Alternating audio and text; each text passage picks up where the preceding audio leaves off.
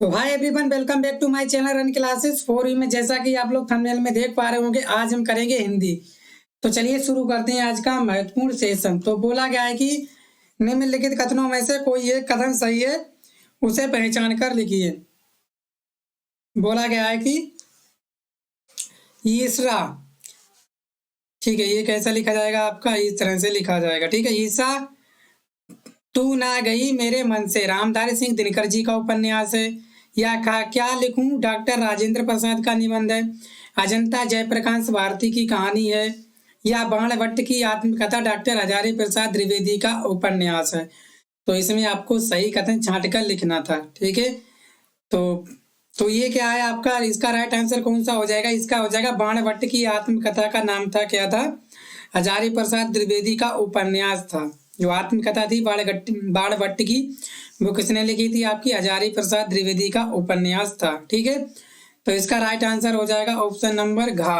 Option number घ इसका सही है। चलिए नेक्स्ट सवाल देखते हैं। गुनाहों के देवता उपन्यास के लेखक हैं। गुनाहों के देवता के उपन्यास के लेखक कौन है?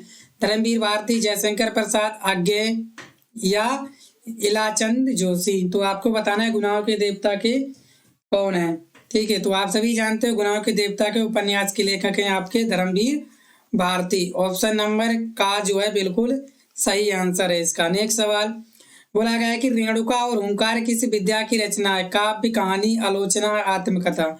तो इसमें आपको बताना रेणुका और हुंकार किस विद्या की रचना है। कौन सी रचना है आपकी रेणुका और हुंकार? तो बताइएगा आप। तीसरा नंबर सवाल, ठीक है। तो आप सभी जानते हो रेणुका और हुंकार जो है किस विद्या की रचना है? ये आपकी काव्य विद्या की रचना है। ऑप्शन नंबर का जो है बिल्कुल सही है। आगे, धर्मवीर का संपादक कौन थे? श्री राम शर्मा, प्रेमचंद, धर्मवीर भारती, महादेवी वर्मा। तो धर्मवीर का संपादक कौन थे, ये आपको बताना है, ठीक है ना। इन चार ऑप्शनों में से एक जो सही होगा वही जो है आपका राइट आंसर होने वाला है। कौन है आपके? तो वो है आपके धर्मवीर भारती। ऑप्शन नंबर ग इसका सही आंसर है। आगे बोलेगा नीर का निर्माण किसकी रचना है? हरिवंश राय बच्चन, पांडे बेचन शर्मा उग्र, डॉक्टर राजेंद्र प्रसाद, इनमें से कोई नहीं। तो आपको बताना है नीर का निर्माण किसकी रचना है। इन चार ऑप्शनों में से आपका एक सही है, तो उसका आपको राइट आंसर बताना है, ठीक है ना। तो कौन सा हो जाएगा आपका? तो ये हो जाएंगे आपके कौन से? ऑप्शन नंबर कौन सा? ऑप्शन नंबर का क्या आपका? हरिवंश राय बच्चन। हरिवंश राय बच्चन की रचना का क्या नाम है? नीर का निर्माण। फिर आगे, अनामिका के रचयिता है महादेवी वर्मा, सुमित्रानंदन पंत, निराला आज्ञे। तो ये हमें बताना है कि महादेवी वर्मा के कौन है, ठीक है। तो इसके कौन है? अनामिका। अनामिका के रचयिता कौन है? वो है आपके निराला जी, ठीक है। आगे सवाल नंबर 7 है, रीतिबद्ध काव्य के कवि हैं। रीतिबद्ध काव्य के कवि कौन है? तो ये आपको बताना है। बिहारी, माखनलाल चतुर्वेदी, भिखारी दास या ठाकुर, ठीक है। तो रीतिबद्ध काव्य के कवि हैं आपके कौन? भिखारी दास। ऑप्शन नंबर ग इसका राइट आंसर है। आगे बोला गया है कि भक्ति काल की रचना है। साकेत, विनय पत्रिका, लहर, प्रेम माधुरी। तो भक्ति काल की रचना कौन सी है?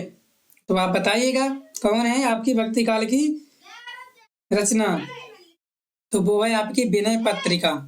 विनय पत्रिका क्या है? आपकी भक्ति काल की रचना है। आगे बोला गया खुमार रासों के रचनाकार हैं। खुमार रासों के कौन रचनाकार हैं? तो आप सभी जानते हो कुमार रासों के चंद्रप्रभाई, दलपति विजय, मंजन या जगनी। तो कुमार रासों के रचनाकार कौन है? वो है आपके दलपति विजय। ऑप्शन नंबर खा बिल्कुल सही है। 10वां सवाल, छायावादोत्तर काल का समय माना जाता है। सन 1938 से सन 1953 तक, सन 1953 से अद्यतन, या सन 1918 से सन 1953 तक, सन 1925 से सन 1953 तक। तो कौन है इसके? तो वो है आपके कौन? तो वो है आपकी कब से कब तक माना गया? छायावादोत्तर सन 1953 से आपका अद्यतन, ठीक है। कब तक? सन 1900 से अद्यतन तक माना गया। सन 1953 से अद्यतन, यानी कि अभी तक भी चल रहा है। तो ये बहुत ही इंपॉर्टेंट है, इसको आप लोग मिस मत कीजिएगा, ठीक है। आगे, वीर रस का स्थायी भाव, भय, शोक, निर्वेद, उत्साह। तो वीर रस का क्या है स्थायी भाव? तो आप सभी जानते हो क्या है? उत्साह। किसी के अंदर वीर का आ जाए तो क्या? एक जोश है, एक उत्साही तो है, जिससे उसको देख कर क्या आ गया? किसी वीर पुरुष को देखकर उसके अंदर क्या आ गया, उत्साह आ गया, वो भी कहने लगा कि मैं भी उसकी तरह बनूंगा। आगे 12वां बोला गया है कि चरण कमल बंधु हरिराई निम्न पंक्तियों में कौन सा अलंकार है। तो कौन सा अलंकार है ये आपको बताना, उपमा, रूपक, उत्प्रेक्षा या सलेश। तो चरण कमल बंधु हरिराई में आपका कौन सा अलंकार है, तो अलंकार है आपका रूपक। ऑप्शन नंबर खा जो है बिल्कुल सही है। आगे सोटा छंद में प्रथम और तृतीय छंद में कितनी कितनी मात्राएं होती हैं, 13 13, 11 11, 14 14 या 12 12। तो सोटा छंद में कितनी मात्राएं होती हैं, तो होती है कितनी कितनी आपकी 11 11। कितनी होती है 11 11। प्रथम और द्वितीय चरण में कितनी मात्राएं होती हैं 11 11। आगे अपमान शब्द में किस उपसर्ग का प्रयोग किया गया है, अपमान शब्द में किस उपसर्ग का प्रयोग किया गया, अपमान इनमें से कोई नहीं। तो आप सभी जानते हो किसका प्रयोग किया गया, आपका अप का। ठीक है, तो ऑप्शन नंबर खा बिल्कुल सही है। आगे पढ़ाई शब्द में कौन सा प्रत्यय शब्द जुड़ा है, ई, इक, आई या इनमें से कोई नहीं। तो आप सभी जानते हो तो पढ़ाई में कौन सा शब्द आपका जुड़ा हुआ है, तो वो जुड़ा है आपका आई। कौन सा, आई। ऑप्शन नंबर गा सही है। ठीक है, गा। आगे लोक पुरुष में कौन सा समास है, कर्मधारा, तत्पुरुष, द्वंद्व या द्विगु। ठीक है, तो आपको बताना है कि लोक पुरुष में कौन सा समास है।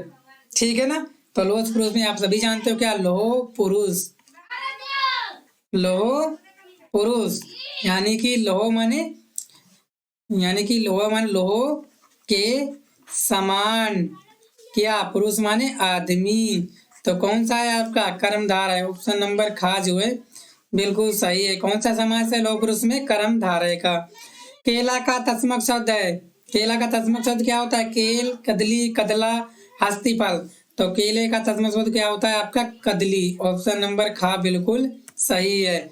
नायक का संधि विच्छेद क्या है, ना प्लस अक या ना आ प्लस का, ने प्लस अक। तो क्या हो जाएगा आपका ऑप्शन नंबर घा बिल्कुल सही है। तो नायक का संधि विच्छेद कैसे लिखते हैं हम लोग, ने प्लस अक। तो ऑप्शन नंबर घा इसका राइट आंसर है। तो साथ में